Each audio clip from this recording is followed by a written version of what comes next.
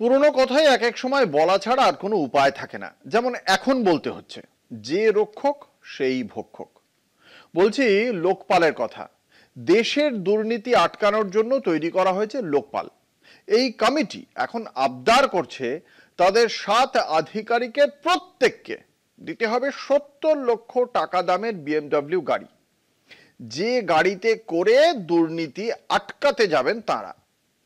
লোকপালের জন্য যে বাজেট বরাদ্দ হয়েছে তা হলো প্রায় 45 কোটি টাকা।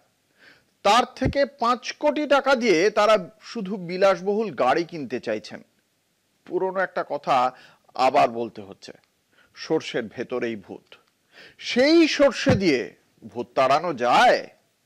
বিএমডব্লিউ চেপে কি আটকানো যায় দুর্নীতি? লোকপালের আবদার নিয়ে মুখ খুলেছে কংগ্রেস আর তৃণমূল।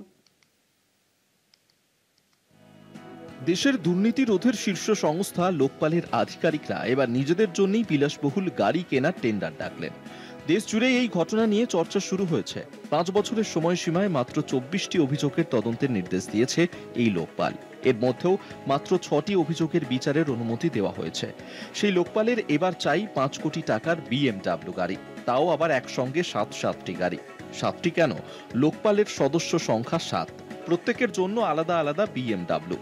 দেশের শীর্ষ দুর্নীতি দমন সংস্থা এমন টেন্ডার ঘিরে বিতর্কের ঝড়। ইউপিএ 2 সরকারের বিরুদ্ধে দুর্নীতির অভিযোগ ওঠার পরেই লোকপাল নিয়োগের দাবিতে প্রবীণ গান্ধীবাদী সমাজকর্মী আন্না হাজারে অনশনে বসেন। 2022 থেকে লোকপাল পদ ছিল শূন্য। অবশেষে গত বছর চেয়ারম্যান পদে বসানো হয় সুপ্রিম কোর্টের প্রাক্তন বিচারপতি অজয় মানিকরাও খানউইলকারকে। সেই লোকপালের আধিকারিকরা যে টেন্ডার প্রকাশ করেছেন তাতে 7 জন আধিকারিক 70 লক্ষ টাকা দামের একটি গাড়ির আবদার জানিয়েছেন। ওই 7 জনের মধ্যে রয়েছেন সুপ্রিম কোর্টের প্রাক্তন বিচারপতি অজয় মানিকরাও খানউইলকারও। বলা হয়েছে গাড়িগুলি নিয়ে বিলম্ব না করে দ্রুত তা সরবরাহ করতে হবে। 2 সপ্তাহের মধ্যে তা পেতে হবে, কিন্তু কোনোভাবেই 30 দিনের বেশি দেরি করা যাবে না বলে টেন্ডারে উল্লেখ করা হয়েছে। এই ঘটনায় কংগ্রেসের কটাক্ষ, প্রধানমন্ত্রী স্বদেশী ডাক দিচ্ছেন, আর লোকপাল 7 সদস্যের জন্য 7টি বিএমডব্লিউ কিনছে।